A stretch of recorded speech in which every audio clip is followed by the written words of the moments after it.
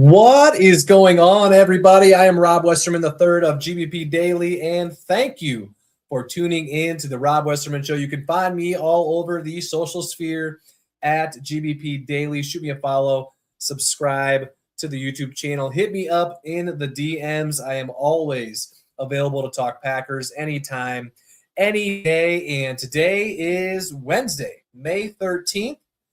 Happy Hump Day, happy schedule release week. Tomorrow night, we will find out the entire schedule for this upcoming season. And if you've not seen already, the Packers themselves just announced a few minutes ago that they will be playing in Los Angeles against the Rams on Thanksgiving Eve. That is Wednesday, November 25th.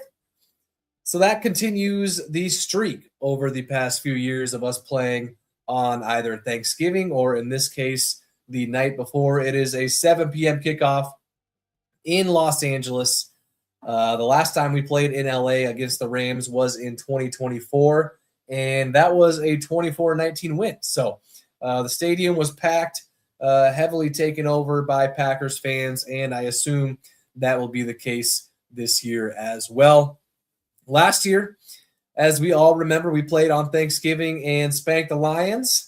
In 2024, we played the Dolphins at home and won that game. And in 2023, we played the Lions in Detroit and won that game as well. So in recent history, the Thanksgiving games have boded pretty well for us. So hopefully that will continue this year, as I'm sure we're all hoping so. So this means also, according to a few reports, that the Packers will have their bye week the week before this game. So this game is a Week 12 game.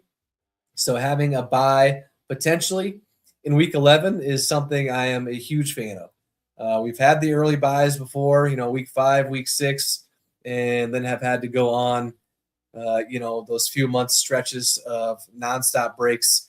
A Week 11 bye would be pretty nice. Or if that isn't the case, we possibly could be playing a Thursday night game before the Thanksgiving Eve game, but we'll know for sure tomorrow night when the entire schedule is dropped.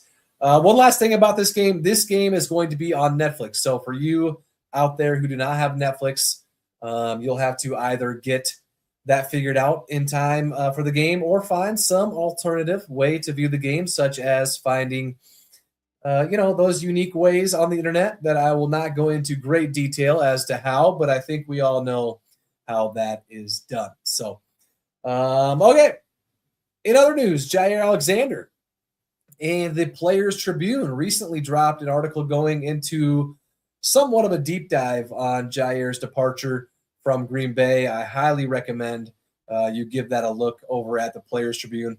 He goes into pretty good detail about his time with the Packers ending, about his time with the Ravens, why he decided to retire, and everything in between. So to sum it all up for you, a little Cliff Notes version. Jair pretty much loved being a Packer. He didn't want to be anywhere else, and his injuries ultimately were just too much to overcome. Even when he was with the Ravens, he said he couldn't walk for a couple days shortly before that Bills game to open up the season last year. And yeah, so during the Jair era, he was probably my favorite or second favorite Packer at any given moment when he was with us. And it sucks that he went from, the best corner in football, getting paid a record number, a record contract at the time, and then to pretty much being injured more than he wasn't. So sometimes that's how it goes in the NFL, right? So anyways, go check out that awesome piece by the Players Tribune. I highly recommend that. So let's hop into the comment section here, shall we? And as always, if you want to be a part of the show, give me a call on the Nicolay Law Hotline, 832, the Midwest personal injury law firm that actually shows up when you need them. If you have been hurt in a crash, fall, or accident, the last thing you want to deal with is the insurance companies and the paperwork. Nicolay Law takes it off your plate so you can focus on healing up. They walk you through your options. They handle the insurance companies and fight to get you what is fair. No upfront fees, no guesswork, just local attorneys who have your back. Call 1-800-NICOLAY or visit nicolay.com. Injured, get Nicolay. What do we got popping off in the comments section? Good to see everybody taking a little bit of a hiatus, but I am back. My man Ike, when do you think Parsons is coming back? And Mason with a similar question. How long until we see Micah back at it?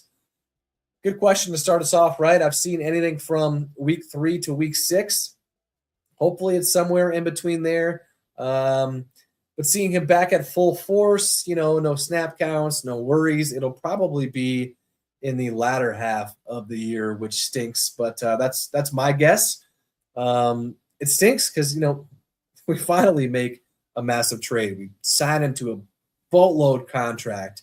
He's the second most important player on the roster behind Jordan. So I hope and expect that they'll take as much time and then some to make sure he's good to go and as healed as he possibly can be before coming back. So if I had to bet on it, I'm sure it'll be around the week 5 or week 6 mark, depending on the bye. If it's not a week 11 bye like those are reporting, say it's a week 5 bye or a week 6 bye, which I wouldn't care for.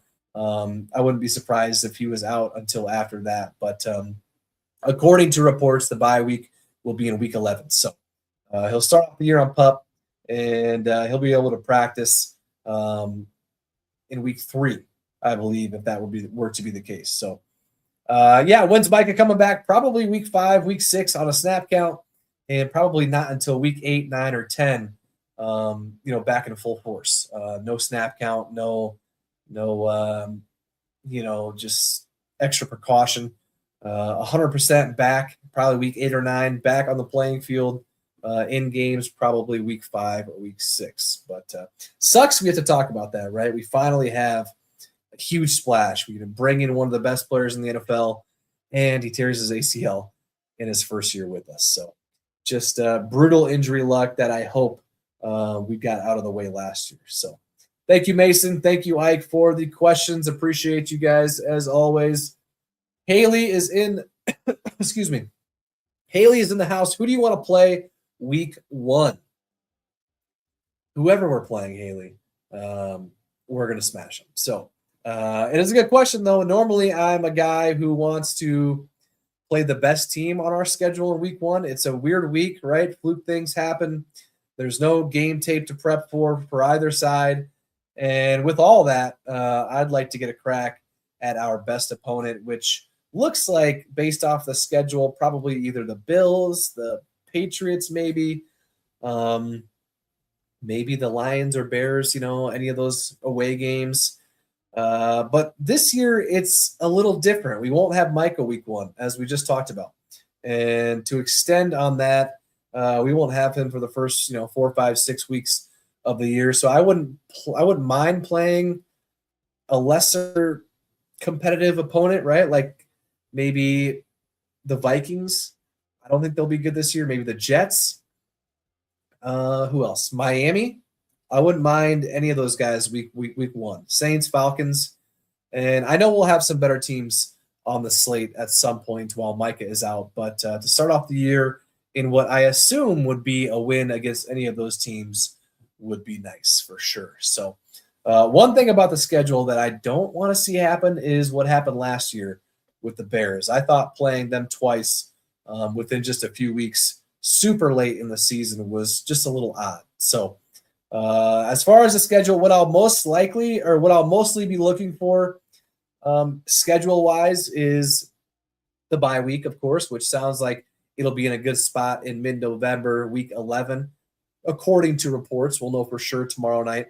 I'll also be looking for any string of home or away game, any of those stretches, and the division games, of course. So overall, nothing too crazy, but it'll be nice to know some of those, tough stretches, at least in the moment, of what that'll all look like. So I was just talking about this earlier with my buddy Tommy. We'll look at the schedule tomorrow, right? And circle games like the Bills or the Patriots or the Rams on Thanksgiving Eve, and we'll mark those as tough games right off the bat, which they will be on paper right now, right? But so much happens between now and then, and I'm mainly talking about injuries, of course. For instance, last year, I thought the Bengals game was going to be great. I thought it was going to be Burrow, versus Love, all that hype, everything that comes with that. And then obviously, as we know, Burrow did not play in the game. And we somehow almost lost, by the way, against Joe Flacco a second time. But yeah. Anyways, it'll be fun to see the slate of games tomorrow night, but also, yeah, so much happens between now and then and when the game is actually played. So it is a week-to-week league. That has never been more true. Thank you, Haley. Sorry, I was rambling there for a minute. Brian, heading to any games this year? Absolutely, Brian. Won't know which ones for sure until closer to the season. We don't really pick out games and get them set in stone until the week-ish of the actual game. So just kind of, what works best for our schedule, the circumstances around the game itself. For instance, last year we were planning to go to the Ravens game, and the day before we were, planning it all out, getting the hotels booked, checking out tickets, and then boom, the Packers announced that Jordan Love was not going to play because of a concussion. So we decided to kind of wait it out and not go. I didn't really want to go up there and not watch Jordan. I love Malik for sure. Jordan, though, is my guy. We were going to kind of wait it out, see if we were maybe going to have a home playoff game. I know there was slim chances at that time, or maybe try and go to the potential of a Chicago playoff game. But yeah, so we didn't end up going to the Ravens game. And yeah, I just we go to games just kind of week of whatever works best for our schedule. We'll head up to training camp for about a week like we always do, probably hit up one or two games.